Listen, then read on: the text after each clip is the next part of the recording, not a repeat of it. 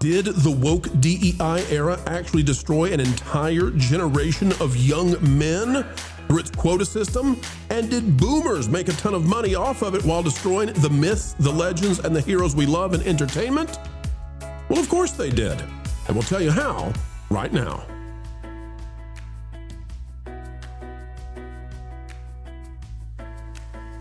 Hello, folks. Welcome back and happy. Can we still say Merry Christmas even though it's past? Some of you are still celebrating out there. Some of you never did. But guess what, folks? The festivities continue on as we roll towards a new year.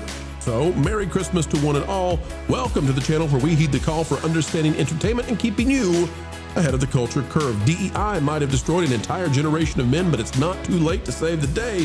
We've got the info. We'll bring it your way right now. This one's out of the New York Post. DEI hollowed out a generation and sapped America's promise by Glenn H. Reynolds. Here's what it has to say. The wholesale adoption of diversity, equity, and inclusion ideology in almost all of our major institutions has done untold damage to American society. It was advertised as something noble, a way to open opportunities for women and minorities who had been unfairly denied them. But through a combination of bureaucratic laziness and political malice, DEI soon became something approaching a ban on hiring millennial white males at the beginning of their careers.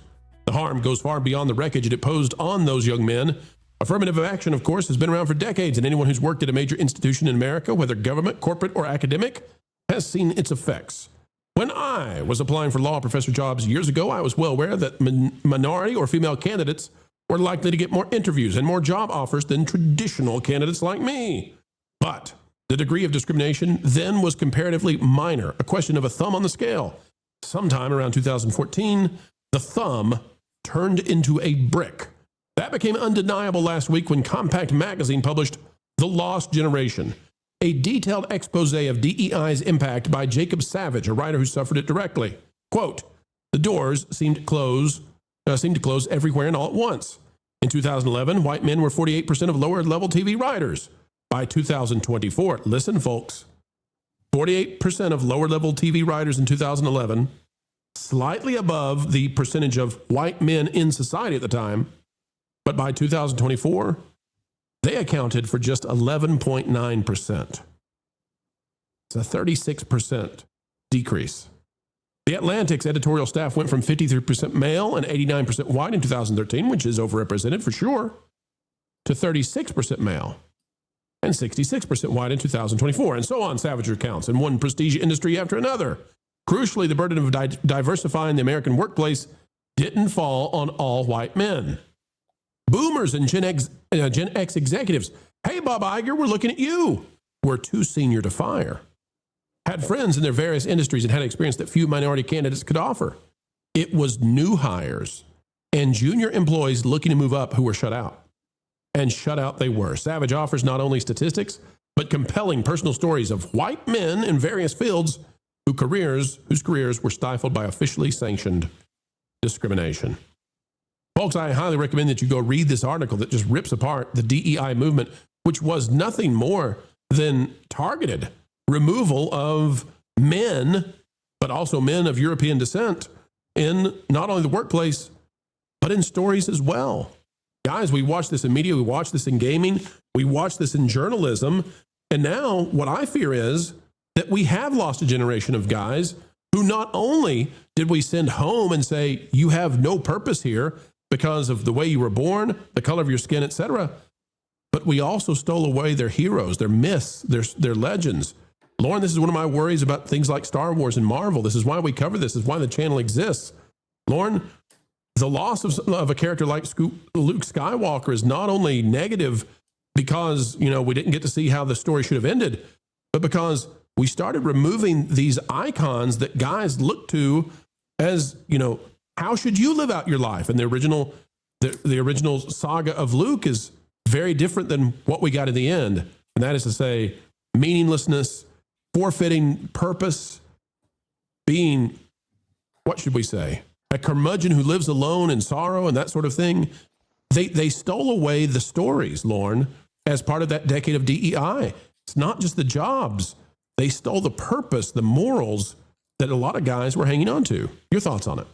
what they said was all of your dreams and aspirations are for naught. Anything that you attempt will fail, and other people who are better than you will have to clean up your mess.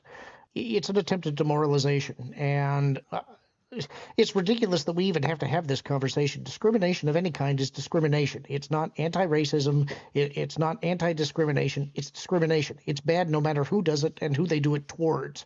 This is why we want to have a meritocracy.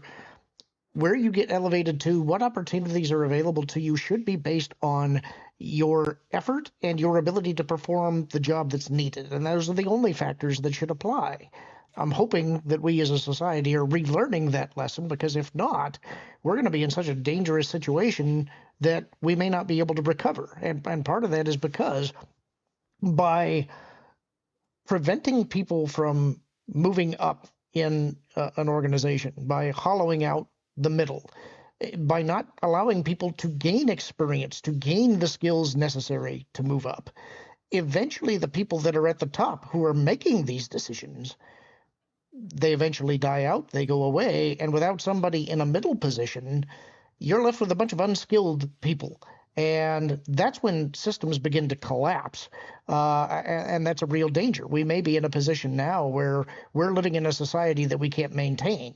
That's the impact of having an entire generation of people unable to find, retain, or advance in jobs.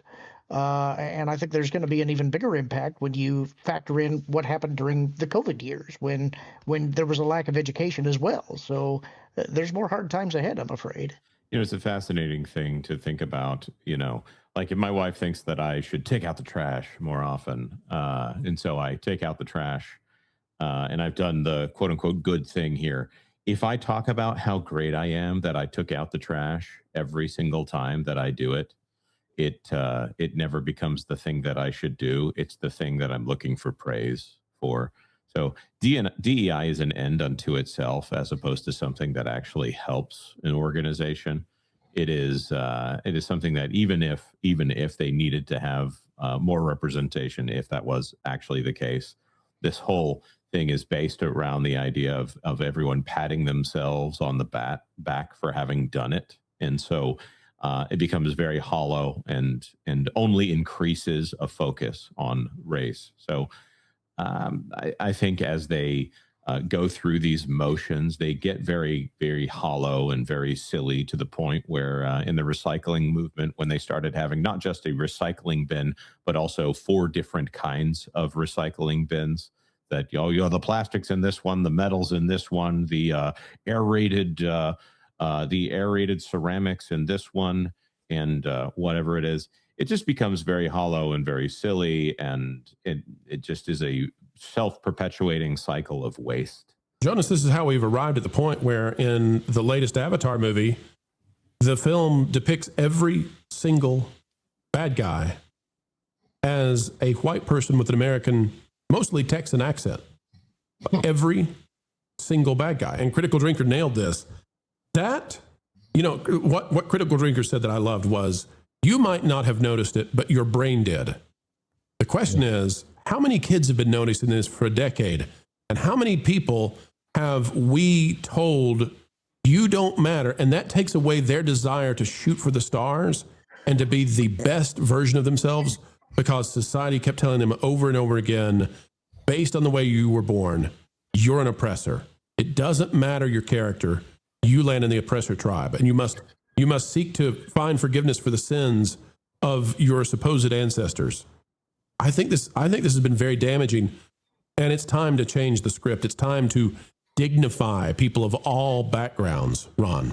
It's going to be really, really difficult to do what you just said, for one major reason that I don't even think we've gotten into yet, and that is the toxicity in the workplace because of these policies. And what I mean by that is, I experienced it myself working for a place that absolutely had so many DEI policies. They actually put it into one of their work keys and called it inclusion, which was the exact opposite.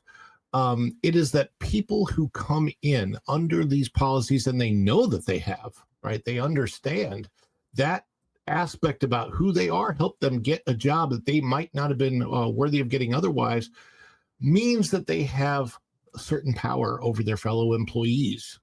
Means that while they know that they can get away with saying certain things or making certain gestures or telling certain jokes, that their fellow employees, depending on what they look like or were born into, may not be able to do the same thing. Ron, let me share a story real quick, Ron, because I know your story. The audience doesn't. But amazingly, I have another friend who worked his way up very high in a company and was extremely well respected. Well, it turns out he got onto some employees below him that were not acting properly. He had no idea, and he is a white male. He did not realize these two women had secretly formed a workplace romance. Two lesbian women. And they claimed that they were being discriminated against, despite the fact he had no idea they were having this affair. They claimed that he was discriminating against them because they were two lesbian women. And guess what? That was the end of his career at that company. Yeah. That's the landscape we've been living in. And at the same time, Ron, people like Bob Iger, the CEO of Disney, his pay went up if they met the quotas. The white dude at the top got more money if they met the quotas for the race and bedroom issues. That's the irony of the whole thing. And if you can look at the leadership in most of these companies, and it's a white dude, it's a straight male white dude. Like it's very, very ironic. You know, it's a very, very similar argument against socialism. Is that eventually with socialism, the idea is, oh, everybody gets a fair shake, right? Everybody gets a fair shot. But guess what? Somebody at the top has to control that. And there's no way that person at the top isn't going to let that power not corrupt them, because absolute power corrupts absolutely. And that's what we're seeing with these policies. You know, a very, very simple policy should be, hey, everybody gets hired based upon what they can bring to the job, and that's it. But we're living in a society where somebody's telling somebody else, hey, if you don't have this quota to meet, and you're, it doesn't look like. I can tell you, I went SeaWorld, right? SeaWorld, I went to see their A Wondrous Night show, which is a presentation of the Christmas story, and it's great. Incredibly diverse cast, right? Although talented, every single one of them brought it to the show. There were some white males in the show too. Like it was across the board. That's fine. Look, if it happens that way and everybody comes in and they're diverse, but organically or naturally, and they all bring their talents to the job, great. But you can't hire just based on that, where people coming into the job know that because they are of a certain background, they have an advantage regardless of their talents, their merits, their skills. It's just a bad idea for everyone. And again, I don't know how long it will take to heal, because so much of this has now been entrenched over the last decade. It's going to take another decade to heal it at least, and that's if we get our act right. Folks, get over to the New York Post and read this. Lauren, I'm going to give you the final word on it. My thought, and you bounce off this, see what you think about it. My thought is that one of the ways we went so wrong from people who have malice, I believe, towards other people, is that we left the axiomatic value, the idea that we should build each other up, but not at the expense of tearing others down. And we decided to abandon that as a society. We did two things. Empathy was weaponized and fear was leveraged. And those two things led every corporation on earth to fear lawsuits, which meant that they immediately amended their policies to make sure that they weren't targeted. And that led to pushing down of ideology, whether you liked it or not, all the way down to everybody. And that was a incredibly dangerous thing that we're going to feel the fallout for, I think, quite some time. Well, folks, we've come to the end of another video of pure excellence and fun, explaining entertainment, keeping you ahead of the culture curve. That's what we hope you believe we've just done. And why should you believe it? Well, because we've done our very best to make it so, to be true, to be factual, and to do what the mainstream so-called access journalists simply won't. Folks, you can help share this out across the fruited plains of YouTube by clicking the like button. Share, subscribe, click it, stick it to the algorithms. It is the notification bell. Drop a comment down below. Let us know your thoughts. And folks, as we get ready to say sayonara for now, we ask that you keep learning, keep growing, and wherever you are and whatever you're doing, keep having fun.